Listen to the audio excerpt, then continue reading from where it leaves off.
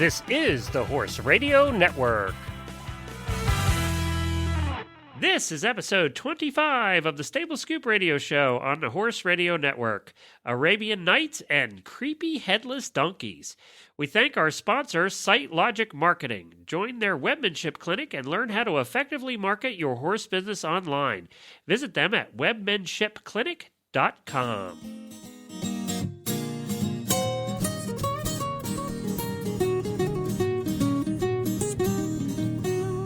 Welcome to the Stable Scoop, with weekly shows delivered right to you. With Helena and Glenn the Geek, live from the stable, it's every week. They bring you the news through hail or high water, while using their tails as their own fly swatters. So sit on down and laugh till you poop, cause it's time again for the Stable Scoop. Stable Scoop. The Stable Scoop. Stable Scoop. This is Glenn the Geek. And I'm Helena B. And this is the Stable Scoop Radio Show on the Horse Radio Network. Hey, Helena, we made it episode number 25. That is some anniversary. I know, we're a quarter of a century old now. When did we start this thing anyway? September, I think, so that's almost 6 months. Pretty good. Yeah, time flies, you know, it doesn't seem like sometimes it seems like we've been doing it that long, and then other times it doesn't. Yeah, usually when we're stuck inside and there's a snowstorm or an ice storm. And that's been this whole winter. I'll tell you what, we had that horrendous ice storm last week. We had another 4 inches yesterday. We had 4 inches yesterday. Did you? Yeah. It doesn't, because this is the never-ending winter. Why did you move, by the way? Yeah, anyway, it's been about the same as it is in Boston. Yeah. So it's our 25th episode, and we've gotten to interview some really neat people. We've had a lot of fun shows. It's truly been a fun show to do. I've learned so much in the last 6 months just from setting up interviews and talking to our guests. Really, really very informative. Yeah, we've had some fun ones. We've had some informative ones. And, you know, I encourage everybody, if you haven't had a chance to listen to the past episodes, they're all there. You can download them through iTunes or just go to the website and listen to them right off the website. They don't become dated because a lot of the topics are relevant even today. Matter of fact, one of them that I noticed was that the Quarter Horse Congress was dealing with the cloning issue. And remember, we talked to that scientist that did the cloning there, and he mentioned that they were going to be talking to Quarter Horse Congress. Or what are they going to be talking? Not the Quarter Horse Congress, but the Quarter Horse Association, the AQHA. The AQHA. Yeah. What are they going to be talking about? About whether they were going to allow cloning in the books. So that was one of the things that I think they were I didn't see the results of that meeting. Yeah. But I just thought it was interesting because that's one of the things months ago that we had talked to him about. Well, that was right. That was the episode where we talked to the Viagen people. Yes. So clearly they're for cloning.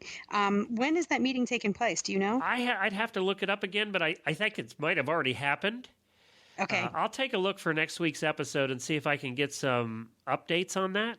I'm super curious to see how the AQHA deals with this. Yeah, because they're sort of going to be the trendsetter. If they say, oh, this is okay, then you're going to see the others fall into place. Yeah, because they're such a traditional organization. If they make this leap, that is truly a leap into the new century. Well, yeah, and they're huge. I mean, they're the biggest organization, too. So that's why they usually do set the trends on this kind of thing. Don't do it. Don't do it. Don't do it. Well, that'll but relate. I have no opinion. I'll tell you what. That's you're as creeped out by that as I am about something we're going to talk about later in the show. That's just a tease, but talk about creepy. Yeah, that's what we should do. It sort of is. It goes all along with that whole cloning sort of creepiness thing. If you're creeped out by cloning, you'll be creeped out by this for sure. People are creepy. People are creepy. I want everybody to know that. People are creepy, and the things they make are creepy, and the things they do are creepy. And we should dedicate this, our 25th episode, to the creepiness of our fellow humans. Well, not so creepy as you just got a new lease horse, didn't you? I did. I have a free lease in my barn. His name is Sprite. Hey, we had a horse named Sprite once. Did you? Yeah. Was he gray? He wasn't gray, but he was nuts. Is Well, I this have- one nuts? I don't know yet. That's why he's a free lease. We'll see what Okay. happens. As some people who've been listening regularly to the show know that I had an appendix quarter horse who had to be retired early because of an elbow injury. So, I can't live without chaos, so I have to go out and find myself another horse. So this guy is almost 8 years old. He's an appendix quarter horse.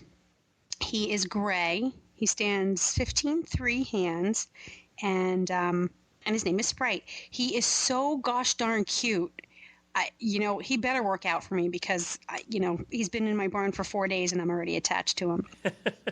Yeah, but is he nuts? You didn't answer that question. He does weave. Oh, well, that's... He does weave. And horses whenever weave. you get somebody in your barn or whenever you buy a new horse or you lease a new horse, what they turn out to be is quite often very different than what you were told. Yeah, you have to get them in for a couple weeks to really see what they're going to be like. Yeah, so I'm trying to sort of keep what his owners told me about him in the back of my mind, but really give him a chance to present his true self over time. He definitely got off the trailer very nervous, very sweaty.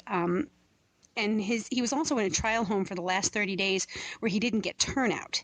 And I mean, it's 26 degrees here. He's an 8-year-old horse with lots of energy, very healthy. We put him in a paddock that had 18 inches of snow, and he just took off like a bullet.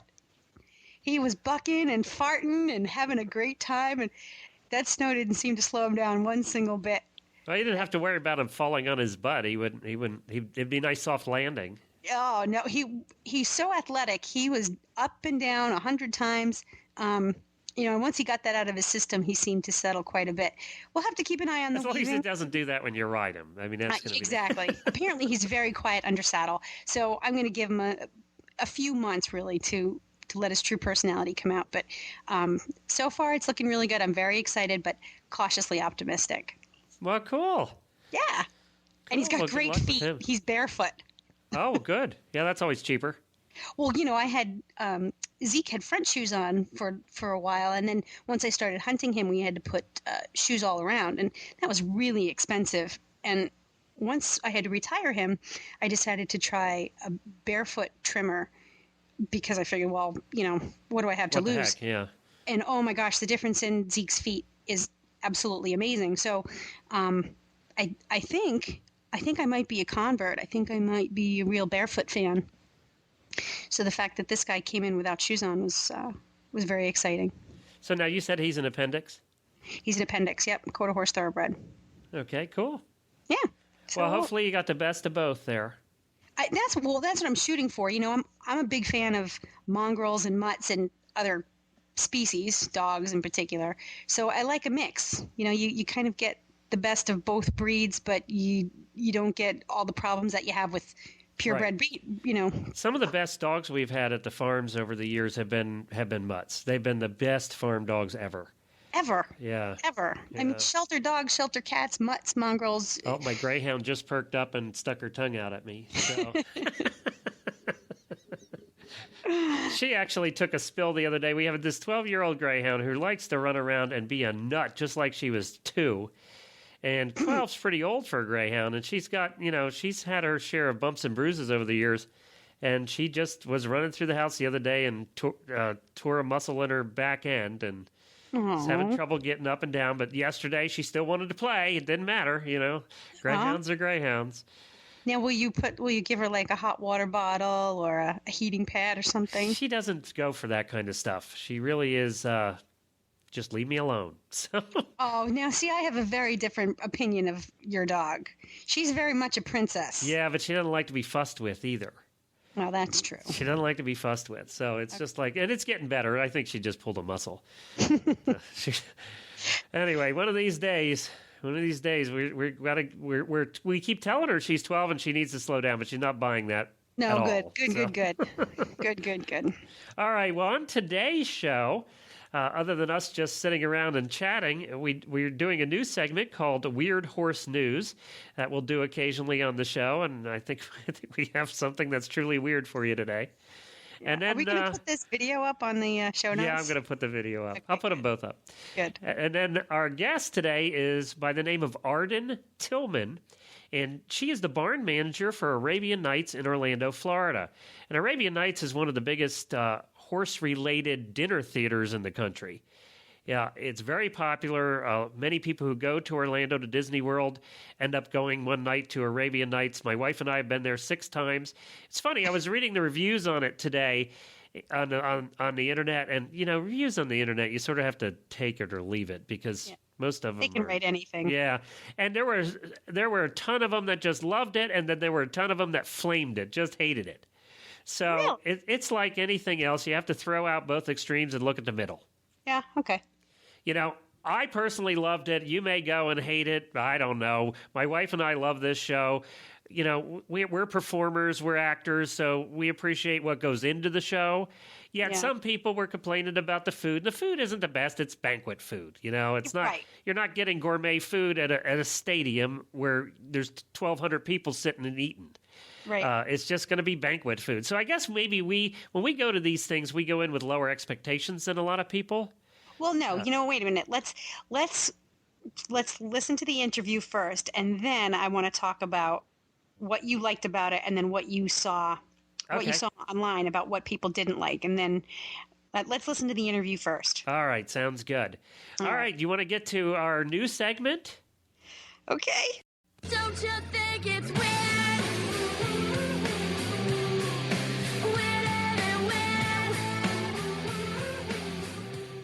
Well, there's our new bumper for the Weird News of the Week segment that we're going to throw in here every once in a while, and that was actually compliments of Hillary Duff and her song Weird. It was appropriate that she did a song for us.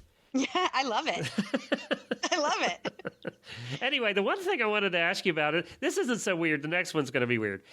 But I know that you said you saw the camel dressage video. Why is it I only just saw that?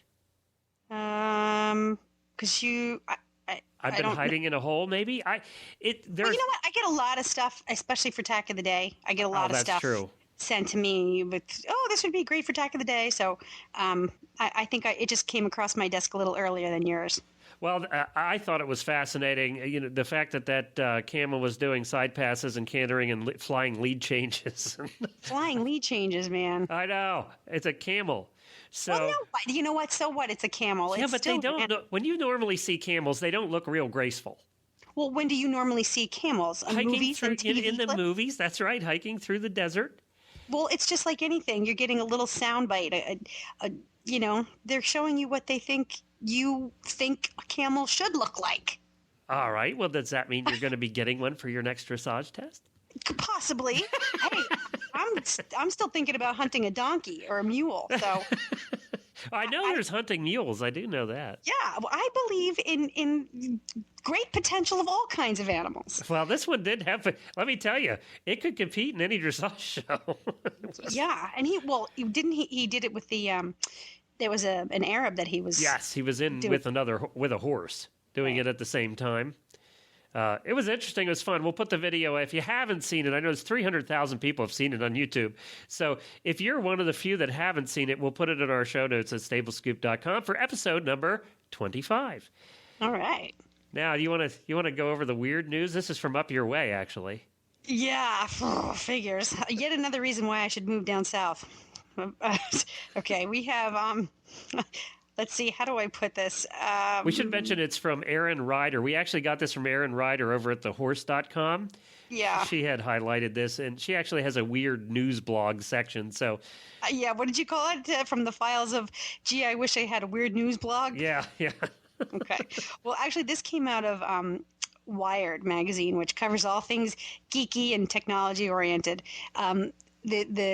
It's okay. What it is a headless donkey machine. I don't know why they call it a donkey machine, but I think that was maybe her term. They actually said it. They actually call it a. Well, no, they did call it a creepy headless donkey machine. Well, yeah, they call it a robotic pack animal, and it's a robot that's got 4 legs, so it's sort of like a donkey. So it's a robot critter that can climb hills, navigate icy surfaces, jump, run, and all while carrying stuff. Now, unlike a real living creature, mule or donkey, it doesn't need to be fed. It doesn't get tired. And it doesn't have a head. So when you watch it move, it's very lifelike. Its movement is very, very lifelike, especially when you see the tester in the video. He pushes it to show you how it can right itself so it doesn't fall over. And we're not talking, and I think we should clarify, we're not talking a foot tall. This thing's human size. It's big. Well, yeah, I would say he's about the size of a pony. It's not a little tiny thing that you normally would see. Well, the guy takes his foot and he pushes it over and it stumbles just as if it were a real creature. And it's the whole act of righting itself or catching itself from falling that is so incredibly lifelike, and yet it has no head. And it's not right. No, it is very creepy. It's so not right. Very, very creepy. And it makes a weird sound. Let me see if you can hear this sound it makes. They're going to have to change this or it's just going to totally freak people out. Yeah. Can you hear that? Yeah, it sounds like buzzing. It sounds like a bee, a huge bee, and it kind of looks like a big bee. Well, that's it. It looks like a bee, and its legs are bee-shaped legs, not really donkey-shaped legs. But it is unbelievable how it can walk and run and right itself and avoid obstacles. I mean... Okay. Actually, the name of the company that developed this thing is Boston Dynamics, and they named it. It does have an official name. It's called Big Dog. So I'm just reading the article here that they have up on the Wired blog network. So, Big Dog from Boston Dynamics. Well, and apparently Boston Dynamics has done some less creepy kind of robots, too. This one's by far the creepiest. Now, we have to also clarify that it's being developed for the Department of Defense. So maybe the idea is it is supposed to be creepy. So, Yeah. It would I would love to see if I could really find why... You attach a Gatling gun or some machine guns to that thing and it's coming towards you? That would freak me out. Well, even the other stuff, the Boston Dynamics made something called R-Hex, which is a smaller, it's like maybe 8 inches off the ground, rectangular, sort of flat. Even that's creepy. And, it's almost like you can see the human intelligence that's been programmed into the robot. Well, yeah, especially when you see this one walk on ice and it just doesn't slip. And, it's just amazing. I mean, even though there's technology, programmed technology that's driving these machines, you can see through their movements and through. I mean, they don't make decisions, or maybe they do. I don't know what you actually call that when you can program intelligence into a machine, but you can. I think that part of the human person who developed these machines, you can see that in the way they move, and that I think is what's really creepy. Well, we'll put that video on the show notes as well. Now that we've told, if you haven't seen this video, you have to watch. I mean, it's going to freak you out, but it's just a robot. I mean, I kept saying to myself, why is this freaking me out? It's just a robot. Yet it goes beyond anything else I've seen as far as movement and the incredible nature of a lifelike robot. It's just... Well, maybe if they put a nice skin on it and a head, it would. Well, they said they're going to put something over it to make it a little nicer looking. Less like a Star Wars creature. Yeah, but who knows who's buying this stuff? If it's a private company selling to the government, I think maybe the who knows what skin they'll put on it then? Well, no, I think a government official might like it in its current state. Who knows what these guys are shopping for? Anyway, that's our weird, creepy thing for the week. I think it's a great way to start off the segment. There we go. So check that out at stablescoop.com. All right, from creepy to normal and improving your business. Does your website have issues? Maybe your customers do an emergency dismount from your shopping cart? Or you have a website that is as elusive as in the search engines as that hard-to-catch mare in your pasture? Well, come to the Webmanship Clinic on March the 2nd and learn how to easily and inexpensively market your equestrian business online. Visit webmanshipclinic.com to register today. You can learn actually more about it and take a listen to our episode number 22 of the Stable Scoop Show, as we had on with us Matt Bailey of Site Logic Marketing. Matt is a very well-known and respected speaker and consultant in the subject of SEO marketing. That's search engine optimization marketing that gets your website higher up in Google. And with the economy the way it is now is not the time to forget marketing and to put it aside. It's actually the time to really concentrate on marketing your equine business. And you definitely don't want to give up on marketing now. So visit webmanshipclinic.com and learn more today. You remember we had him on a while back and he talked about this. And I really do think it's a neat thing that if you're looking to improve your business and you're looking to improve your website, whether it be for a stallion site, maybe you have a stallion site or you have a barn site or you have an equine retail site, whatever it is. Or even if you're a freelance trainer or instructor. Right. Whatever it is that you have a link portal site. There's a lot of those out there now for the equine world. Yep. You need to get noticed and you need to get high up in Google. And they said they've actually had quite a bit of response from people and some people that couldn't make the clinic. You can also talk to them. They'll do private sessions with you as well. So if you can't make the clinic on March the 2nd, give them a call anyway. It's definitely worth the money. It's not a lot of money, but you'll walk away with a whole new perspective on how to drum up new business for your business. There you go. Yeah. All right. Well, let's get to this interview. I was looking forward to this so much because, as I said, every time we go to Orlando, we go to Arabian Nights. We absolutely love this show. And I'm looking forward. We actually asked Arabian Nights if we could speak to the barn manager because obviously we're a horse-related show, and we want to speak. I don't want to speak to an actor. I want to speak to the barn manager. So they were kind enough to have her come on, and we have with us now Arden Tilghman, who's the barn manager for Arabian Nights. Hi, Arden. We appreciate you being on the Stable Scoop show with us this week. It's so much fun to get to talk to you. Well, I'm glad to be here, and I'm happy to talk with you as well. I have to say that my wife and I have seen the Arabian Nights show. We were counting it today, and we've seen it 6 times. All right. Yeah, and so we love Arabian Nights. It's one of our favorite things. Anytime we're in Orlando, we go. We just bring friends and whoever's there and say, you have to go watch the show. Because it's so good. Well, we appreciate that. We appreciate that. I'm very glad that you come. Can you tell us? I guess I'll have to make a trip down there. You're going to have to see it. I'm telling you, this is one of the best shows in the country. Okay. So now, it sounds like it's a lot warmer than where you are too. Yeah, we're having a little bit of an ice storm here today. So let me ask you, just tell us a little bit, and I don't want to spend a whole lot of time on this because we really want to get to the horses, but just tell us a little bit about the history of Arabian Nights and how it got started. Well, Arabian Nights is definitely a one-of-a-kind venue, and it did have an interesting start. I'm not sure if you're familiar with a farm called Almara Arabians. It's based in Arizona, and a woman named Basie Tankersley is the owner of Almara Arabian. She was one of the first people in the U.S. to start importing Arabians. Her son, his name is Mark Miller, he had this idea that he was going to move down to Florida and start a theme park that was based on horses. And so he and his wife came down here about 25 years ago, and they started planning. And right about the time they were starting to settle their plans, Universal Studios opened up. So they decided they wouldn't start competing with another theme park, so they adjusted their plans a little bit, and they created a dinner show.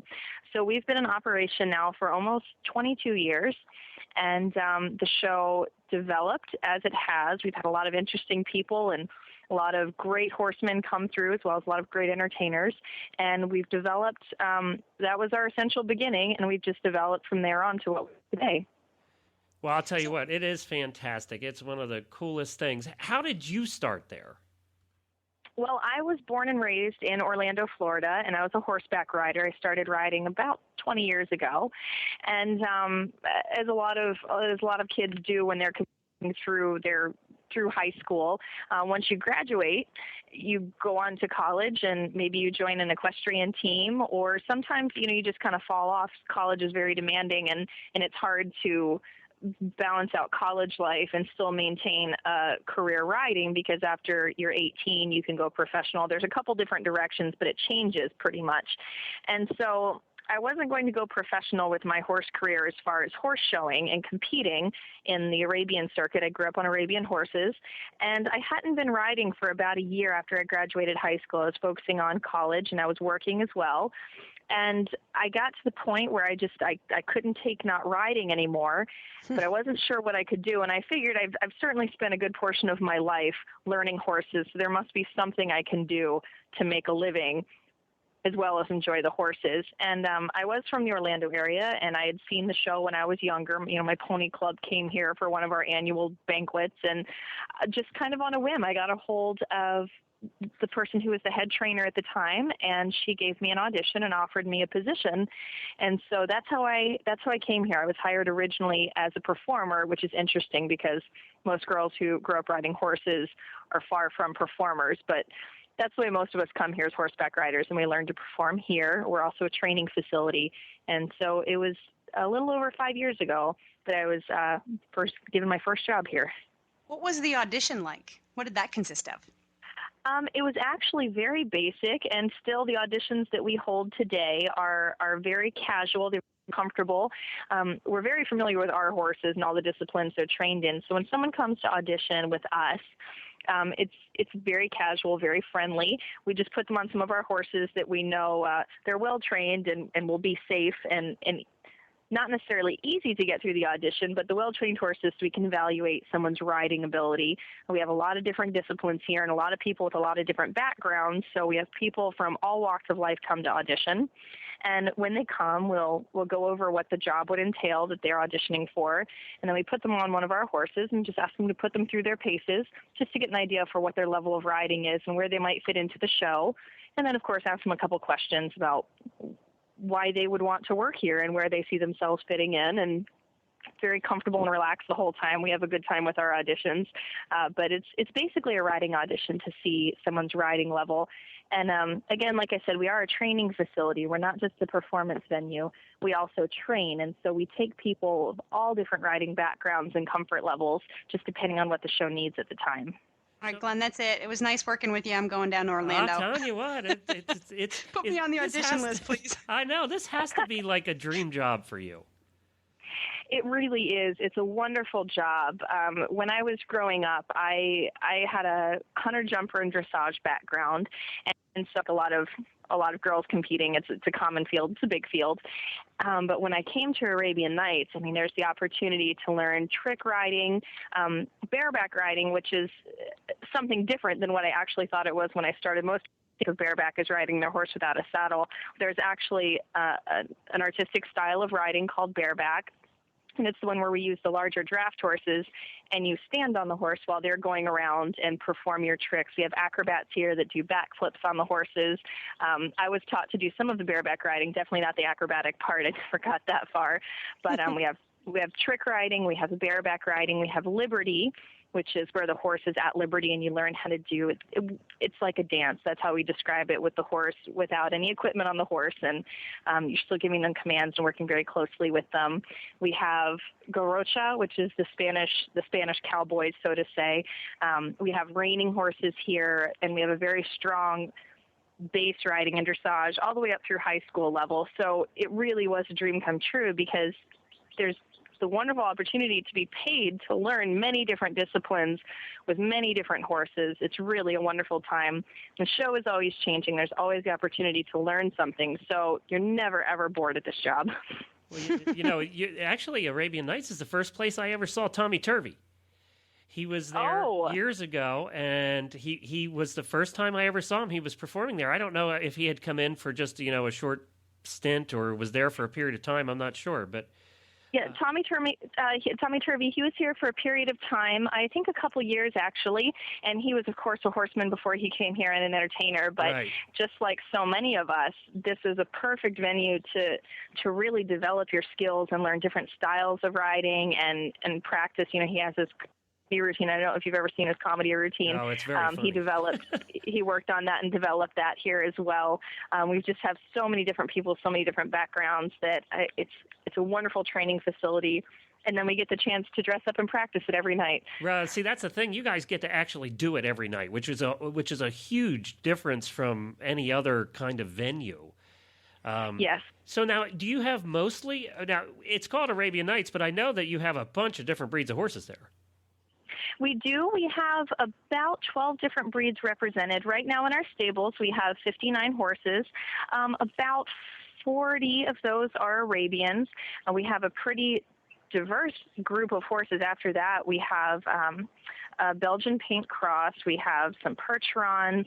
We have quarter horses, Appaloosas, some Canadian warm bloods, Morgans. Who else have we got back there? We have a saddlebred. And it really, our herd does fluctuate depending on what we need, who's here, and what acts we have in the show. The show does regularly change. So just depending on all of that, we've got a couple ponies. So depending on what the show needs depends on what we had. For a while, we had a Lipizzan drill in the show, and so we had a couple of Lipizzaners here with us. And then that routine was shifted out of the show, and some of those horses remained and stayed in different parts of the show for a while, or they ventured on to their next job, their next home, whatever it might be. And so right now we're mostly Arabians. We're really heavy on Arabians right now, but of course that's the breed Mark Miller decided to open the venue with, because Arabians are a very versatile breed of horses. They're able to do anything and everything that you ask them to. They're really a wonderful breed of horse to work with, very intelligent and very willing. So that's why we have mainly Arabians. That's how we got started with them. What would you say are the top two characteristics of a horse that make them ideal or make them suited for this type of show environment? Whether it's an Arabian or another breed type, what are like the first two things you look for that are must-haves? Sure. The first two things, really all of the horses that stand out in my mind as our strongest performers, our most versatile horses. They're very intelligent and they're very eager to learn and work. They love to perform. Some of our horses just light up, just like people. There are horses that are born to be in the spotlight and some that are not. And our horses love to learn new things. The ones that have the most successful career here, of course, they love to learn. They love to work with their handlers, and they love to perform, believe it or not. They really do. They enjoy being in the spotlight and working the show. Well, you can tell that, too, when you're watching the show. You can really tell that the horses get into it. And there is it's set up as a huge stadium. As a matter of fact, I think I read that you guys have one of the largest indoor venues there is for this kind of thing, right? It's huge. Yes, I believe I'm correct in saying that we have the largest indoor equine showing facility, a dinner theater, in the country, in the United States. We seat 1,200 people, and our arena, the actual arena we perform in, is the largest for any equine dinner theater in the country. And we have a pretty fun arena to play in every night, and we fill it up. Our horses love to perform in it, so we have a good time. Yeah, I read it was 56,000 square feet. That's big. Yeah. Yes, it's very big. Now, it you is very guys big. also do your own breeding, right? No, we don't do any breeding on property. In the beginning of Arabian Nights, when they were first starting, they did do some breeding on property, but our environment is very busy and there's a lot going on for our horses. And it just came to a point that as the show grew, as we were, I guess you could say, developing a wider fan base, as we were putting on more shows for more people, it became an environment where we had to focus more on the show. And so the horses are constantly learning, the people are constantly learning. And it came to a point where Mark Miller decided that breeding on property was just one of the things that wasn't going to be our focus anymore. We needed to dedicate more of our time and energy to the horses that were being trained and learning. So, of course, Mark owns all of the horses that are here, and he does have a small farm off property, and he does his own breeding there. But on our property here and in our show, we don't have any breeding. Do you have turnout there? I was wondered that, because it's sort of set up. It's an all-inclusive building, and I didn't see anything behind it. Is there turnout for the horses at all, or are they in all the time? We do have some turnout paddocks. We have a couple small paddocks set up outside, and we'll turn some of their horses, small groups at a time, out together. And we'll turn a pretty good group, maybe 10 or so, out in the arena at a time. It's a very big arena and lots of space for them to run. So we have a couple small outdoor paddocks where they're turned out. Occasionally they're turned out into the arena, but most of our horses do get their exercise and activity from daily training and practice, and then, of course, the show. So, Arden, how many performers do you have on staff, or actually how many staffers do you have in general that actually have to put on, that you need in order to support one dinner show? Right now, we have about 25 staff members that are directly involved in the barn.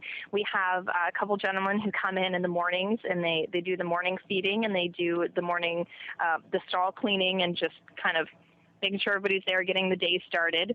And then on staff with performers, we have about 22 performers.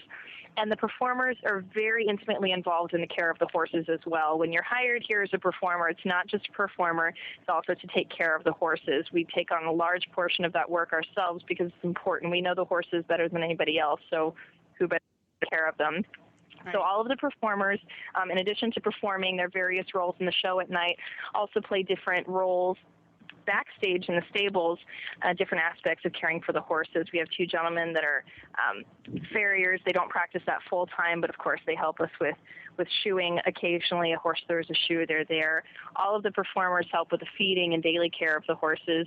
And so there's about 25 of us that just spend our time taking care of these horses and putting on the show. And do the horses get any downtime? Is it a seasonal operation, or they kind of have an off season? Certainly. No, of course, we have our slower seasons. When everybody's back in school, we have less shows, but we are open 365 days a year. We're here open every day that we possibly can be. I think actually the only time we haven't had a show in the last several years is when Florida went through that series of hurricanes that came through, and we went dark for a couple of days just to recuperate and make sure everything was as it should be. But we're here every single day. Like I said, we have 59 horses in the barn, and we can run our show with 15 horses if we needed to. Generally, we run with more like 20 a night. But with 60 horses on property and only 20 per night, there's plenty of opportunity to rotate the horses in and out. We have some younger horses that are energetic and ready to go every night, and so they'll perform more frequently than some of our older veterans who are closer to retirement. So it depends on the horse and what they do in the show, but all of our horses have plenty of opportunity to rotate out. It's easy to see horses getting a little bit burnout or a little bit tired, because just like for people, it can become a job for the horses too. They go out and they do the same thing every night.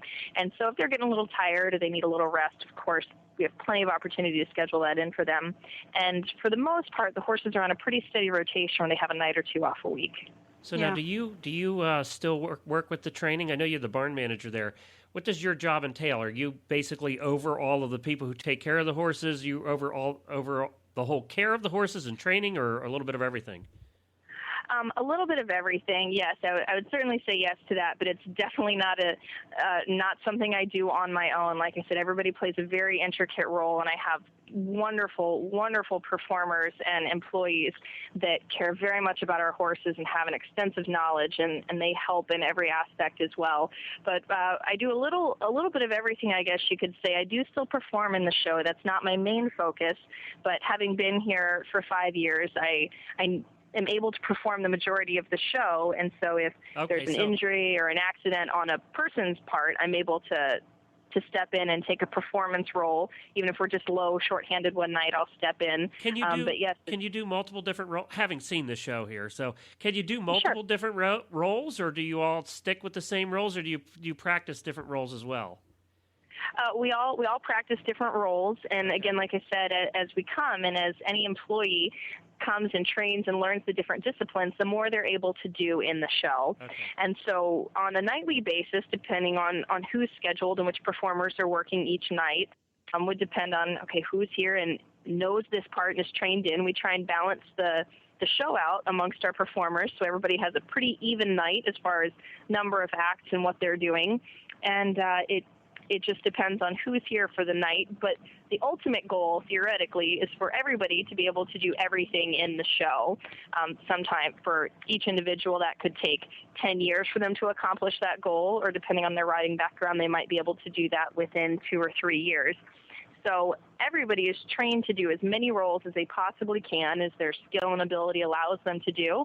And then we arrange it on a nightly basis. It's kind of like a big jigsaw puzzle. That's for me to put together. And so you're involved in that too, then. So you're a producer as well. In a way, you could say you could look at it that way. It's not the way I think about it. I'm just here. I know what everybody does. I know what they're capable of doing, and so I balance it all together depending on who's here. Well, that's the job of a producer. It sure is. I guess you could say that. So now, I think you should get a raise, because now you have an additional title. Well, I can definitely connect you with the show director if you want to tell her that. Well, it's fantastic, actually. She caught on quick, Glenn. Yeah, she did. And she went from really humble to, They're right down the street, literally right down the street from Medieval Times. So, yes. So we used to go from one to the, one night we'd be at your place and the next night at Medieval Times, too. And they're both fun in different ways. You guys definitely are better at the horsemanship aspect of the show, whereas they're more just for entertainment and more of the medieval thing. So what's your favorite horse? Oh, that's a very difficult question. That's why I asked. I would have to say I have two. I love them all very much. I love all of our horses, but there's two that I would have to say tie for my favorites. So we have a gray Arabian gelding. His name is Sharif, and he was the very first horse that I was put on to ride consistently in the show. He's a very talented, very athletic Arabian, and I just love Sharif. He and I get along famously, so he holds a special place in my heart. And actually, we have a saddlebred here. His name is Confederate Gold, and we call him Confetti, and he is just a pleasure to ride. He's a very eager, happy, lovable horse, and so he's just a pleasure. And I would have to say those are my two favorites if I was going to name them, but I love them all. That's very diplomatic. Yeah. Well, no, but it's true. It's hard. I know. When you see these horses working their little butts off, day in and day out, you do love them. But, like any relationship, you happen to click or bond with one a little bit more than the other. It doesn't diminish your love for the rest of the group. Certainly. Yeah, exactly. So we always ask everybody, what is one of the funniest things that's happened since you've been there?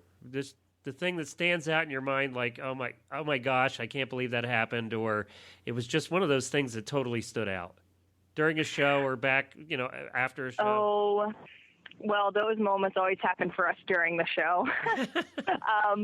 Well, I would have to say, and I hang my head in shame, there was one night that I was actually playing the role of the princess, and there's a portion of the show where the princess comes out, as you know, at the end, and she rides the black stallion bareback. He comes blazing out of the curtain, at a gallop, and she's bridleless and saddleless. She doesn't have a saddle or a bridle on, and to set the scene for everybody, the music is blaring. Usually, yes. It's a very intense moment in the show. It's a very triumphant moment, and so it was actually my very first night that I was trained in to play this particular role, and I practiced during the day, and it was great fun, and this is wonderful, and so I put the costume on, and I must mention that the skirt is a satin skirt. We are riding in a very long skirt, but it's made of satin, and we don't have a saddle on.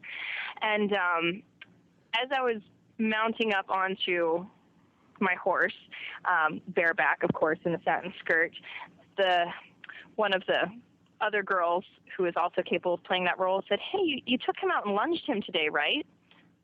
No. Oh, gosh. No, I didn't.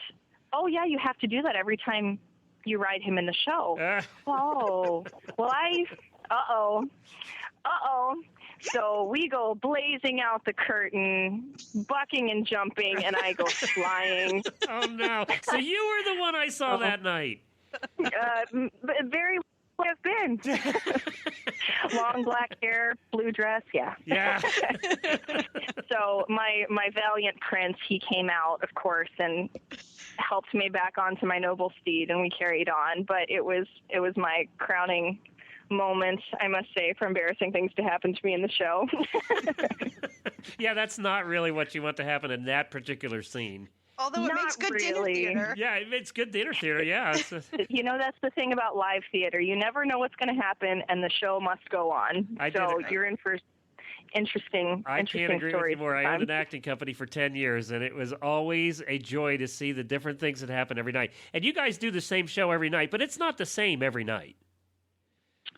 No, it's not exactly the same. Like I was mentioning earlier, depending on the staff that we have here, which performers are here, and which horses are working for that particular night, it is like a jigsaw puzzle. And so all of the acts, we have all of the same acts in the show every night. But for example, in the bareback act with acrobatics on the horses, the backflips. Of course, we have more advanced acrobats than others, and so on certain nights we have bigger tricks or a longer act depending on who's here. And the horses and people rotate out from night to night. So it does fluctuate. We probably never had the exact same show twice. Very similar, and unless you saw it frequently, you wouldn't know the difference, but it does fluctuate. Right. Well, we certainly appreciate it. Helena, do you have any other questions before we... No, I want to come down there and go see the show. Boy, what I'm doing too is as we're listening, as we're talking about this, I'm flipping through your website, and I'm just amazed at the customer testimonials. People compare the show to some other well-knowns, and in almost every testimonial, they say that Arabian Nights blown away any other horse show they've seen. And even non-horsey people who've come to Orlando on vacation have said how surprised they were that they would enjoy something that was horse-related so much. And we have brought horse friends and non-horse friends, and they've all loved it. It's just a fantastic show. It's well produced. The music's great. When Arden plays the princess, it's perfect. So yeah. And I wanted to mention too that it's Arabian-Nights.com, and they're there every night. You can get tickets. Except for the busiest seasons, you should get reservations, but you could probably get in. You can call them ahead of time and just show up and get tickets at the door too. They do hold 1,200 people, and it's dinner. You also get dinner during it. Let's not forget that. So. Yeah, and that's if you look at the menu on their website, that's a serious dinner. It's good. What better could there be than horses and food? I mean, it is truly what do you guys use? dream. I do have a technical question. What do you use for footing? For footing? Yeah, for the arena, because it doesn't get real dusty. No, it doesn't get real dusty, and there are a couple gentlemen here that would be so happy to hear you say that. The footing we use is a type of mulch that breaks down.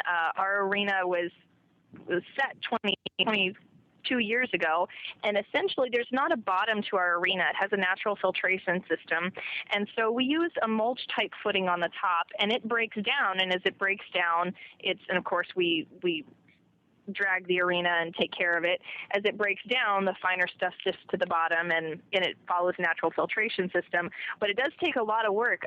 Some of our gentlemen work very, very hard on the arena to keep it level and balanced, and also to water it. That's what keeps the dust down. The majority of the time is that we water the arena with a fire hose twice a day, and so it takes a lot of care and attention. But it's a really great footing because it's diverse for everything we do. We have reining, we have jumping, we have bareback horses, we do all types of things, and it's a great footing for everything that we do. So it takes some time and attention, but it's able to suit what we need it to do for the diverse background, or for all of the horses and many things they do. Yeah, and that's very important when you have an enclosed arena like that, where you have people on both sides sitting in these tiers eating their dinner.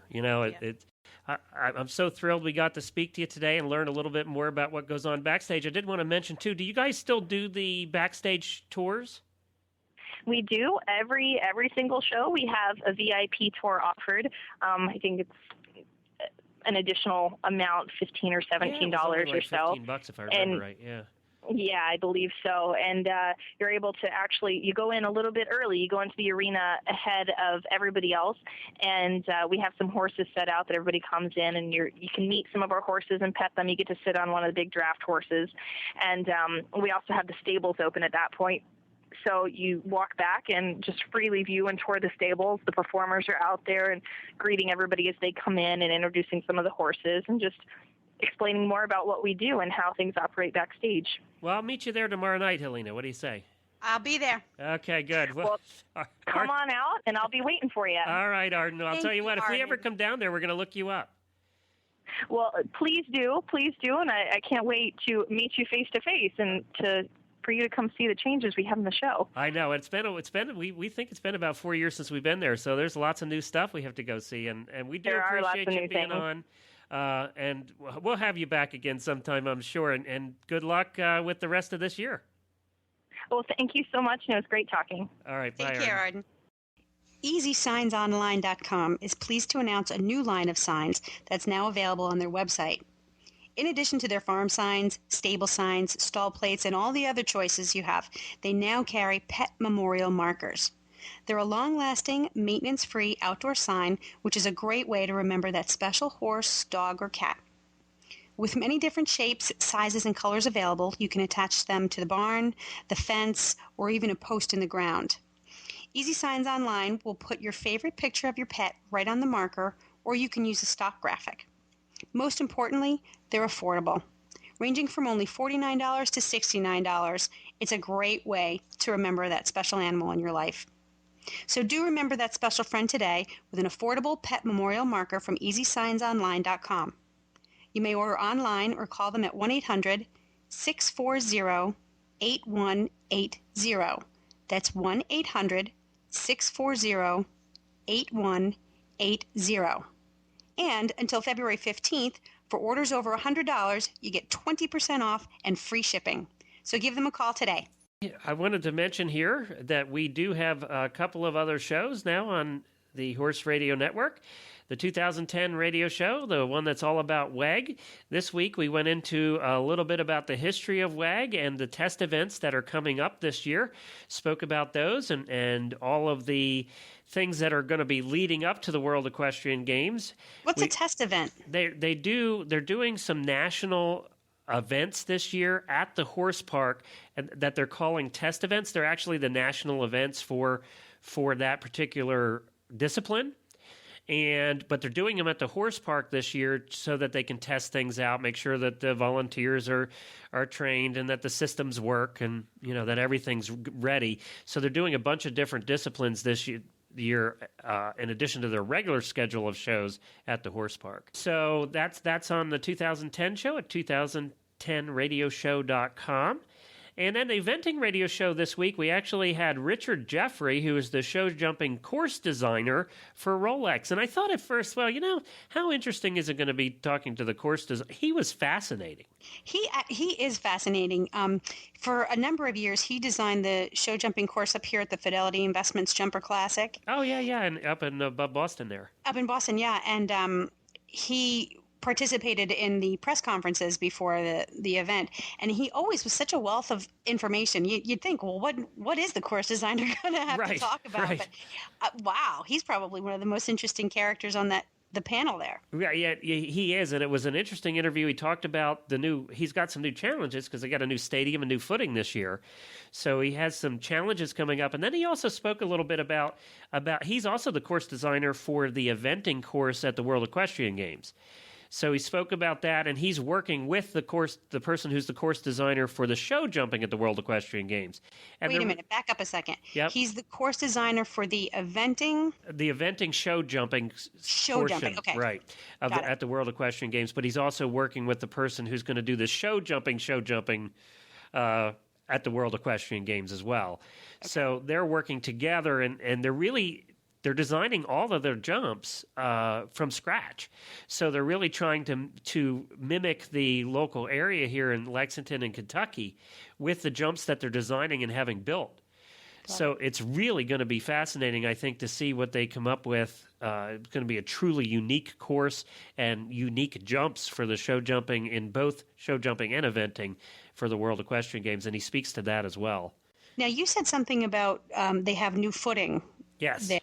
What is it? They're putting in this fancy footing, and if you go to 2010radioshow.com under the construction blog that I have on there, you'll see this that they're doing this new. It's not new footing. It's an auto footing. They're out of Germany, and it's a many layer process to put this together. And they actually put it in the one warm up ring there at the Kentucky Horse Park last summer. And then we got to see it used for a jumper show in August. And let me tell you, this footing's incredible. First of all, it's very light and fluffy.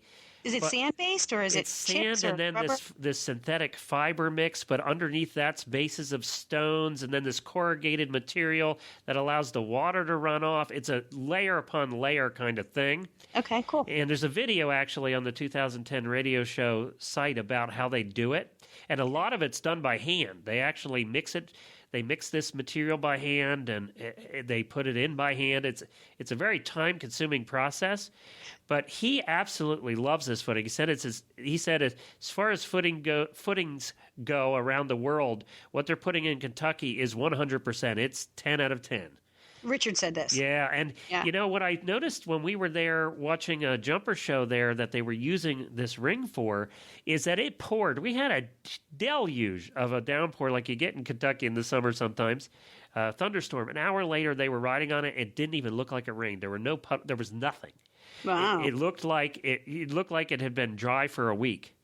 It's incredible footing, and they just started 2 weeks ago to put that new footing down in the new outdoor arena at the park. So they're starting to get that in now, so it should be done in plenty of time. So I guess I'm going to have to go over and listen to one of our own shows. Yeah, you're just going to have to go listen to the shows.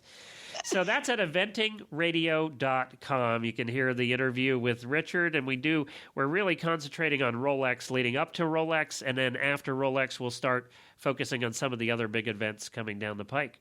Next week, we are continuing a tradition. We are going to have our annual Equine Cupid episode. It's, of course, Valentine's Day, the end of next week on Saturday. So if you remember correctly, when we did the Talking Equine show a while back, we at Valentine's Day, we had our Equine Cupid section, and we actually talked about horse people and love, and we had people on from one of the horse dating services and all of that stuff. Well, we're going to do that every year. So next week, you want to listen in. I don't know how you felt, but it was one of my favorite shows that we did. Yeah. It was just so much fun because it was so light and fluffy. Well, you know what made it great was that we had people write in to tell us their stories. Right. Didn't we? Wasn't that? I think we had – actually, that one started, if I remember correctly. We had a lady write in, and she asked the question, which I'm sure will come up next week, is it better to marry a guy who's into horses or one who doesn't know anything about horses? All right. So that's how it all started, and we actually had her on, and then the whole conversation went from there. And, of course, that is the age-old question in the horse world. I was just talking about this with my barnmate yesterday. Were you? The same thing, yeah. Do you go for a horse guy or not? And she says no. She says absolutely not. She was married to one that didn't work out. She says absolutely not. So you're obviously married to a non-horse guy, so is it better to have a horse guy or not? I think it's better to not. Because he doesn't get in your business? Because he doesn't get in my business.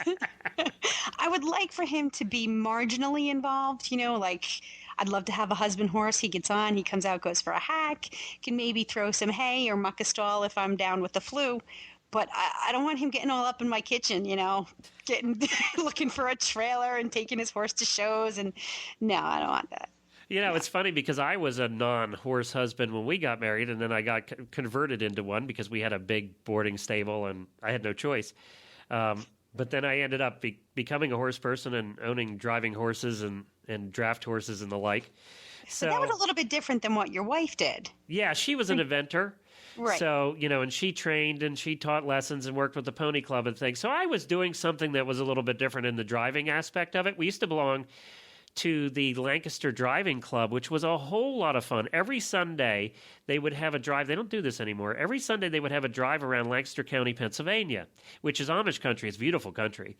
And we would go on 12 to 14-mile drives. So it would be 4 to 5 hours, these drives. And there would be 20 to 30, sometimes 40 carriages there. And the police would stop the traffic for us at intersections so we could just keep going. And so we had police escorts, and we'd go through cities, and people would come out of their houses to see us because we had four-in-hand, singles, pairs.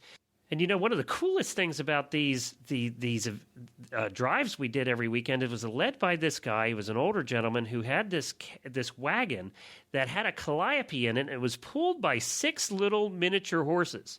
Wait, what's a calliope? Well, calliope is sort of like it was used in the circuses. It's this big music machine. They're usually pretty big. I'm going to look this up. All right, you look it up. I don't know how to describe it. It's like these bells and whistles and calliope. Calliope. Here we go. All right. Okay. Wow. It's old. Okay. Yeah, that's what they were old. This one was like 100 years old. Well, it's sort of a concoction. It looks like an organ, but it's not really. The first calliope consisted of 15 whistles of graduated sizes attached in a row to the top of a small steam boiler.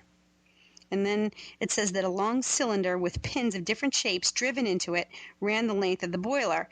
And so the pins were arranged so that when the cylinder revolved, they pressed the valves and blew the whistles in proper sequence. So I guess it works kind of like an organ. Yeah. You know what?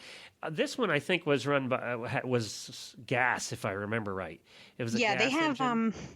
They have other ones. They said the cylinder in current times was replaced with a keyboard, and then they had wires, and so that was the original one. But So now if you can imagine, you've got 40 carriages with four-in-hand teams and singles and ponies and carts and huge wagons and just all mules and all kinds of thing in a row, led by this calliope. And here I have some calliope music for you to give you an idea what it's like. So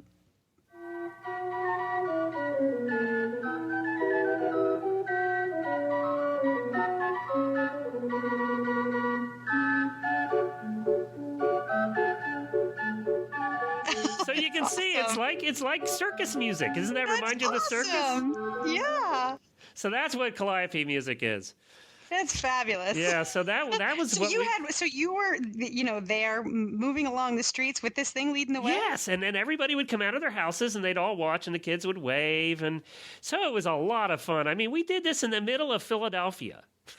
We did it through an amusement park once. So I had my pony there, who was the best pony in the world, and we were going through this amusement park with the roller coasters going and everything, and then we have this parade of carriages going down through the amusement park with all the rides going and the screaming and everything, and these horses did it. I mean, Did you know that they would be fine with this whole thing? no, we didn't have any idea when we went to the amusement park that people weren't going to freak out. The only time we truly had a problem, we used to take breaks at halfway through at parks and things like that to have lunch.